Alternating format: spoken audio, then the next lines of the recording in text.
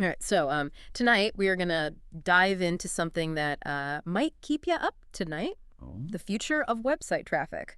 And we are looking at this YouTube video by Wes McDowell called Website Traffic Will Disappear in 2025. Prepare now. Wow, that's quite a bold claim, isn't it? It is. Yeah. It is. But he really does unpack, some compelling arguments about how the landscape is shifting. Right. And why, that traditional website traffic might not be the end-all be-all anymore. Yeah. And, he suggests that a whopping 91% of websites could see traffic declines this year. Wow. So That's a lot. buckle up. Yeah. Whether you're a seasoned business owner or just starting out online, this information could completely change your game plan. Yeah. So what I thought was so fascinating is that he's not talking about something in the distant future. Right. He's talking about changes that are happening right now. Yeah. Particularly with Google. Mm-hmm. He calls it the Google shift. Yeah, and it's not just about Google getting smarter, but it's about how that impacts businesses. Right. It's like Google is, I should say, less of a doorway to your website and more of a gatekeeper. Exactly. Yeah. It's like Google's AI is getting so sophisticated that it's providing answers right at the top. Right. And so it's great for users who want quick information. Yeah. But if Google's already answered your question, why would you even click through to a website? Like, it's almost like the people also ask sections are becoming the main event. Right. And websites are getting relegated to the sidelines. He even uses a study that found 65% of Google searches now end without a single click. That's a lot. It is. So it's almost like Google is subtly shifting from a search engine to an answer engine. Yeah. It's just giving you the solution right there without you having to leave the search page. And he uses a really great analogy here. He says Google is, or the AI, I should say, is like a curtain being drawn across the front door of your business. You're still there, but it's getting harder and harder for people to find you. That's a really potent image, isn't it? Yeah. It really does. It does. It makes you rethink, well, how are people going to find me? So we've got Google changing the rules of the game, but, that's not the only challenge here. Right. He also talks about this overwhelming content glut happening online. Oh, yeah. It's like trying to find a signal in a sea of noise. It really is. Yeah. And AI is, It's kind of both. Yeah. It's both the hero and the villain, right? Right. It's made it easier to create content. Yeah. But it's also led to just this explosion of really generic, low-quality content. Yeah. Have you ever, when you're researching something online, it's like you're wading through endless articles that all say the same thing. All the same. And you're just like, ah! I know. It's exhausting. Yeah, it can be really tough to find that. Yeah. Unique voice or the unique thing. It's hard. So for businesses, this content glut creates a real dilemma. Right. How do you cut through the noise? Yeah. How do you make sure that your valuable expertise doesn't just get buried? Especially when you've got these giant content aggregators, right? Right. Like Quora and Reddit. Yeah, he talks about the rise of the aggregators. Yeah. And it's those sites. They dominate, yeah. Yeah, they dominate. The search results. The search results. And it makes sense. Like, from Google's perspective, yeah, they have more content. They have backlinks. They have tons of user interaction. Right. Like, that's what Google's algorithm loves. Right, and then you add on top of that the ever-increasing issue of ad fatigue. Ugh, yeah. Ads are everywhere. Everywhere. And they're getting less effective and more expensive. Yeah, it's a constant uphill battle to get people's attention. So we've got Google's AI kind of shaking things up. Right. We've got this content glut burying, valuable information. The rise of these giant aggregators dominating the search results. Yeah. And then this ad fatigue making it harder and harder to reach people. So where does that leave us? Yeah. Is there any light at the end of this tunnel? Well, McDowell thinks there is. Okay. And it might surprise you. He thinks email is the answer. Really? Yeah. I mean, everyone's inbox is overflowing these days. Yeah, but hear him out. Okay. He argues that it's one of the few channels that you can truly control. Okay. Yeah. Unlike these algorithms that are constantly changing or these expensive ads, email provides a direct line of communication. I mean, I can see the appeal of that. Yeah. It's like cutting through all the clutter, the noise, chaos, the digital world. Right into someone's inbox. Exactly. But how do you get people to sign up for your email list in the first place? Well, that's where lead magnets come in. Lead magnets, okay. What exactly are they? So a lead magnet is basically a valuable resource Okay. that you offer for free in exchange for someone's email address.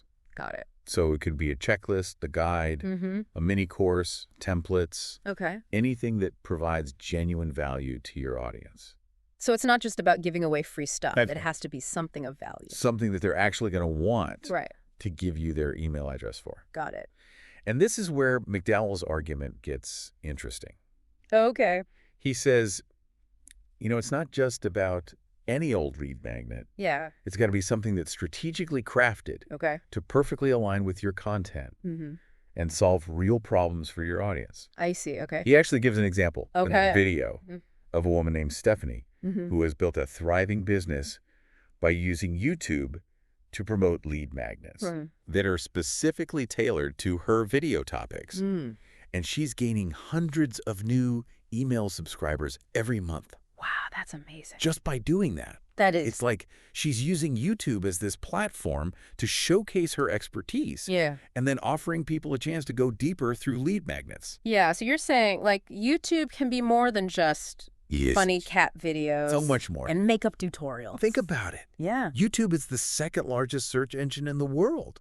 That's true. Millions of people are searching for answers every single day. Right. If you can create content that speaks to that, you can tap into that massive audience.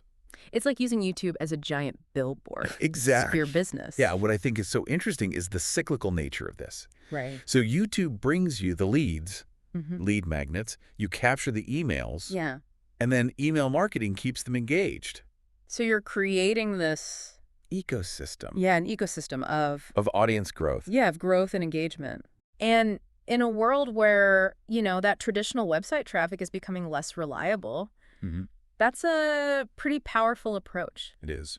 So we've got email marketing as this potential lifeline for businesses, lead magnets as this key to, attracting subscribers, Right. and YouTube as the engine that's driving it all. Exactly. But how do we actually put this into practice? Well, that's what we'll unpack in the next part of our deep dive. Okay, I'm ready. We're going to explore his 7-step YouTube success framework All right. and really give you some practical strategies for building a thriving online business Okay. in this new landscape that we're talking about. I'm ready to get to work. Awesome. Let's do it. Let's do it. Yeah. So this 7-step YouTube success framework, Yeah. it's more than just a catchy title. Okay. It's a strategic roadmap for really leveraging the power of YouTube. And it all starts with understanding your audience's needs. Okay, so you can't just throw any old video up on YouTube and expect it to magically attract customers. Exactly. It's Right. about creating content that genuinely resonates with the people you want to reach. Okay. Think about it. What are their pain points? Right. What questions are they asking? What solutions are they looking for? Yeah, it's about becoming almost like a trusted advisor, Exactly. right, in your niche. Yeah. Instead of just... What resource? Right, instead of just like creating videos for the sake of creating videos. Right. And McDowell really emphasizes the importance of aligning your YouTube content with your lead magnets. Okay. So it's about creating this seamless journey, right? From discovery on YouTube to deeper engagement through email. Yeah, so it's like you're using YouTube as the discovery. The discovery platform, yeah. Right. And then the lead magnets. To capture that interest. Capture the email address. And the email. And then email nurtures that relationship over time. So it's almost like you're building this more sustainable, resilient business model. You're not at the mercy of Google's algorithm Right. or, the whims of social media platforms. It's like you're taking control. You're taking control to your own destiny. Yeah, and that's incredibly empowering It is. because, the digital landscape is going to continue to evolve. Right. And what works today might not work tomorrow. Yeah. So we need to be adaptable Yeah, you got to be adaptable. and willing to experiment. Yeah, try new things. And I think McDowell's insights really provide a valuable framework for thinking about the future. Yeah. It's not about clinging to the old ways of doing things. Right. It's about embracing change and finding new ways to connect. Embrace change and find new ways to connect. I like that. It's good. It's our new mantra Yeah. for navigating the digital world. Because at the end of the day, it's all about building relationships. Yeah. Whether it's through email, YouTube, any other platform. It's about creating authentic connections with the people who are interested in what you have to offer. And those relationships, those are the foundation of any successful business. Yeah. You know, those will keep you afloat when the digital tides start to turn against you. Yeah, that's a great point. Yeah, you know, I think it's really important. Yeah. It's easy to get so caught up in the technical aspects of online marketing that we can lose sight of the human element. Right. It's about connecting with people. Yeah, understanding their needs. Providing value. Providing value. Right. That's something that no algorithm can replicate. Exactly. So as we wrap up this part of our deep dive, what can our listeners do today? Yeah, what can they do? To start building this more future-proof traffic strategy? I think the first step is to just kind of take stock of your current situation, right? Okay. Assess your reliance on website traffic, where your customer is coming from, how are you reaching them? Are you overly dependent on Google? Right, social media. Social media, you got to identify those vulnerabilities. Yeah, take stock. Yeah, and then start exploring alternative channels. Yeah. Start building your email list. Yeah. Experiment with YouTube. Don't put all your eggs in one basket. Diversify, just like an investment portfolio. A great analogy. Right. Yeah. You got to diversify your traffic sources. And don't be afraid to get creative. You know, there are so many ways to connect with your audience online. Right. You got to find what works for you and your business. And it's a journey, not a destination. It is a journey. Right. You know, the digital world is constantly changing. Yeah. So be ready to adapt. To adapt, yeah, and evolve. And most importantly, have fun with it. Yeah, have fun. You know? Experiment, try new things. Don't be afraid to fail. Don't be afraid to fail. That's how you learn. That's how you learn. You know, even though this whole topic, it could feel a bit daunting. Yeah. You know, this idea of website traffic disappearing. You know, McDowell's message is ultimately one of optimism. Yeah, I agree. And empowerment, wouldn't you say? He's not saying the sky is falling. Right. He's saying we just need to be prepared for the future. And there are steps. And that there are steps we can take. To thrive in this new landscape. I love that. Yeah. It's about being proactive, taking control. Taking control, yeah. Of your own destiny. Absolutely. And I think it's, you know, even though the rules of the game are changing, the fundamentals of good business, they never go out of style. Never go out of style. Right. Nope. Provide value, build relationships, connect with your audience. Couldn't have said it better myself. So as we're wrapping up this deep dive into McDowell's insights, I want to leave our listeners with one final thought-provoking question. Ooh, I love it. You know, to ponder. What steps can you take today? Okay, everyone listening. To start building a more future-proof traffic strategy. Really think about that. What actions can you take right now? Yeah.